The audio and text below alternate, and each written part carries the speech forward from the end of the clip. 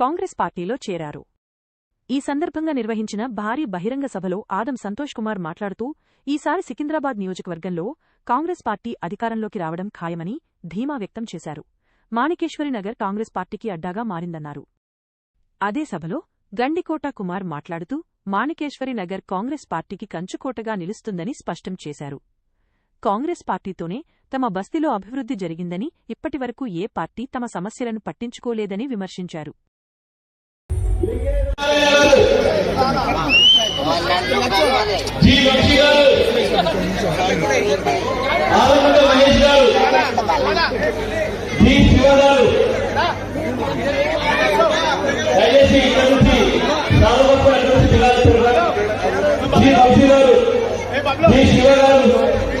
మహేష్ గారు, భరత్ గారు, తరుణ్ గారు, బీజేపీ పార్టీ నుంచి మన కాంగ్రెస్ పార్టీలో చేరుకుంటున్నారు.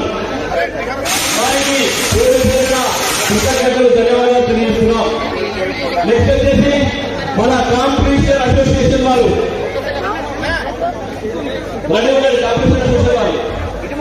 కాంపిటీషన్ అసోసియేషన్ వల్ల ఆటో యూనియన్ వారు ఇచ్చారు. వద్దురా బాబు నీ పాలన అంటున్నారు. ఇప్పుడు కాంగ్రెస్ పాలన కావాలంటున్నారు. వద్దురా బాబు నువ్వు సనత్తగల్లో చూసుకో అంటున్నారు.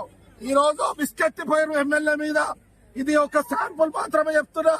ప్రతి ఇంకా 3 ఏళ్లలో సికింద్రాబాద్ ను ఖాళీ చేసేస్తా, నీకో బీఆర్ఎస్ ఖాళీ చేస్తా. మీరు ఛాలెంజ్. నువ్వు ఏం చేసినా గానీ నువ్వంతలా నువ్వే విడ్రా అయిపోతావు.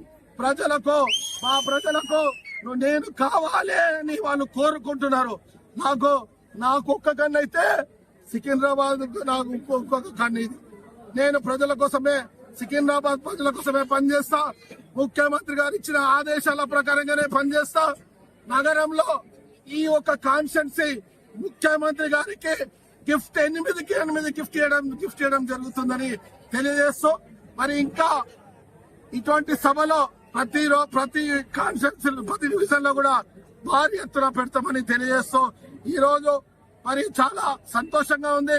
మాణికేశ్వర ప్రజలందరికీ కూడా మరొక్కసారి చేతులు జోడించి మనస్ఫూర్తిగా ఈ యొక్క సభని సక్సెస్ చేసేందుకు ధన్యవాదాలు తెలియజేస్తున్నాను.